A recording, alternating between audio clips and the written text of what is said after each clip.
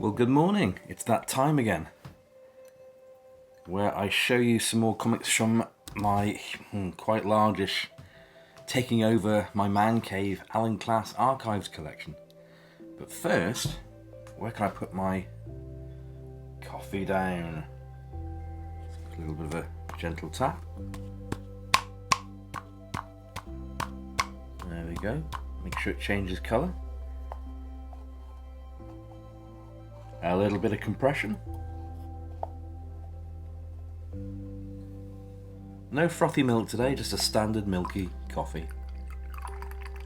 Oh, music to my ears. Hope everyone's doing well.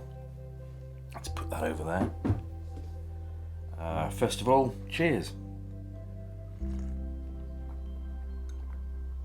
Oh, that is wonderful. Right, without further ado, I'm going to get stuck into some of these randoms. You might have been wondering, possibly not, but you might have been wondering why a lot of the Alan Class books I'm showing you are without bags and boards. Well, I just haven't had the time to buy them. As I get deeper down the massive stack of Alan Class stuff, you'll notice that a lot will be in bags and boards. Because what I used to do, buy them, bag and board, end of, buy, bag and board. But as things kind of like overtaken me, it's just like buy, stack, buy, stack. So yeah, at the moment you'll see the most recent pickups basically from the last, let's say a year ago, within the last year, should we say. So yeah, when I say stack, I'm talking something that's like that high and about 4 widths worth of comics deep, so it's a hell of a lot. Right, I'm going to kick off with Creepy Worlds number 232 today, which I think is great. It shows part of the early part of the space program on the cover with Alan Shepard, and it's basically a true to life story on the inside, and then a few more monster tales, which is great, but they chose that particular one, which is brilliant, from take off at Cape Canaveral right through the various stages of the capsule, ejecting in the parachute and then landing in the ocean and being picked up by a helicopter. It's great. The early days of the space race. Good looking copy as well, a lot of cover gloss on that. On the inside, yeah, it's basically white to off-white pages.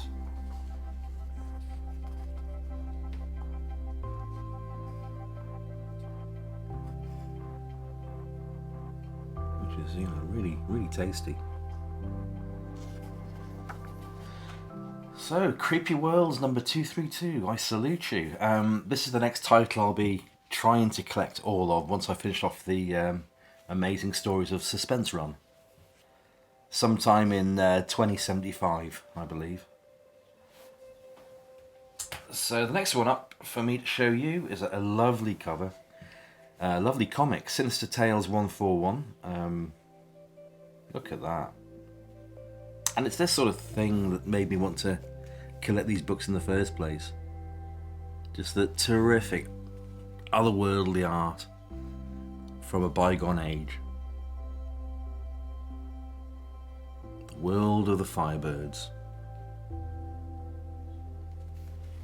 So I think this one was published, I think in the late 70s, mid to late 70s. Yeah, it's a reasonably early one for the Sinister Tales run. It would have been 141.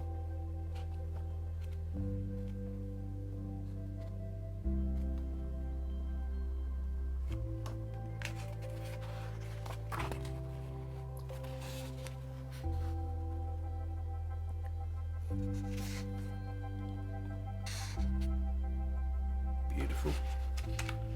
So another quick sip of our coffee.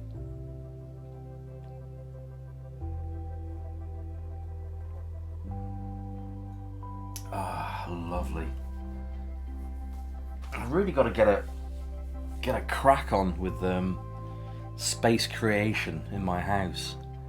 I am seriously going to have to start climbing over piles of books in the man cave. It's getting ridiculous. So the plan is to go upstairs into the attic.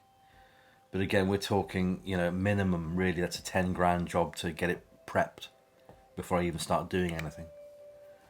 But I've really got to start putting my head together and sorting this out. It's getting silly. Okay, so the following 3 issues are all tales of suspense. And when I choose these books, it's very much of a random fashion these days. I just got too much stuff. Tales of Suspense number 1, 2, 3. And that's very much a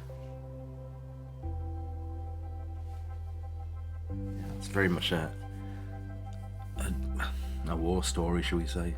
I'll leave it there, I think. But very much action-packed, beautiful artwork.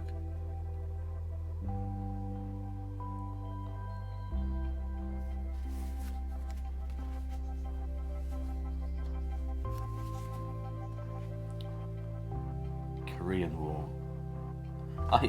I'm losing, I'm sure. I was trying to think, what war is that? I thought, I know it's not the Crimean War. It's the Korean War. Dear me.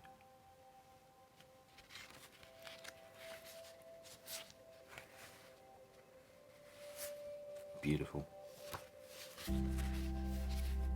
So find a nice spread for you on this.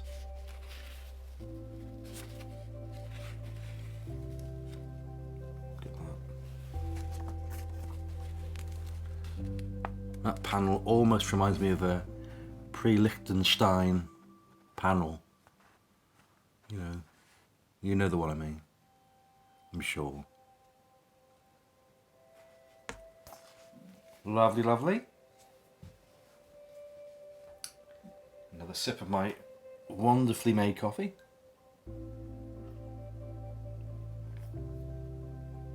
I'm recording this early in the morning, leaving my family slumbering.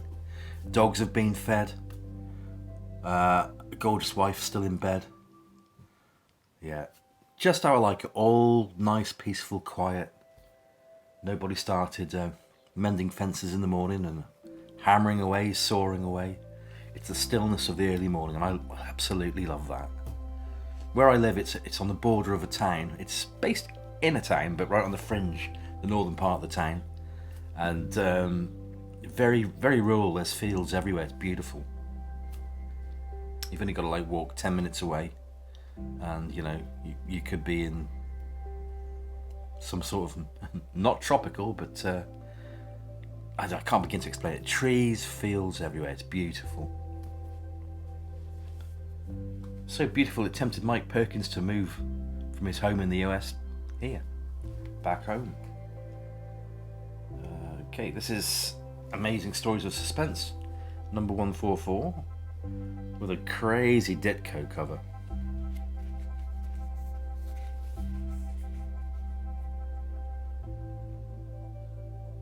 How do I know it's done by Ditko?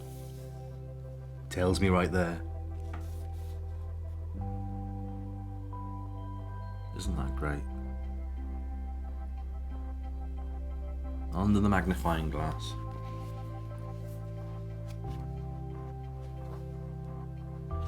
Great quality inside. It's not bad on the outside. It's a little bit of. I could probably gently remove that.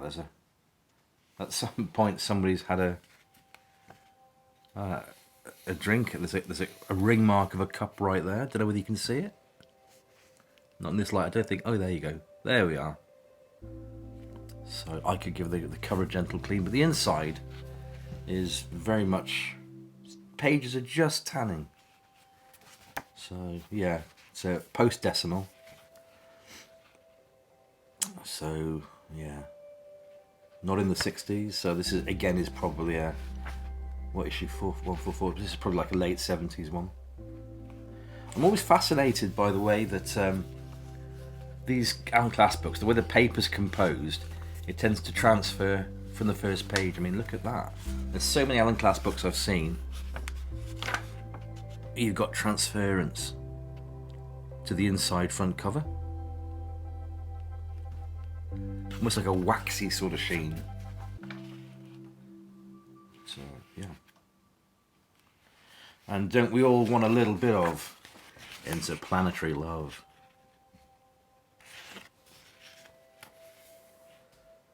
Fantastic. Last comic of today, Amazing Stories of Suspense number 162. Not one of my favourite covers. I don't think it's composed that well. But I think this was a hard one to get, I think, from what I remember. But anyhow.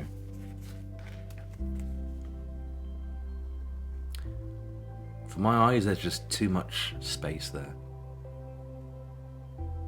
It needs to be, in my humble opinion, composed a little bit better.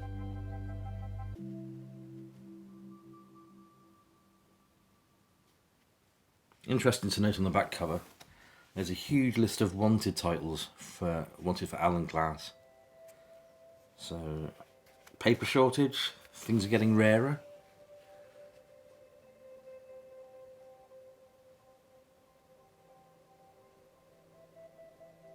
Again, I think all of these I've shown you today, they're all post-decimal. All after the 60s, basically. Yeah, none of them have been shilling versions.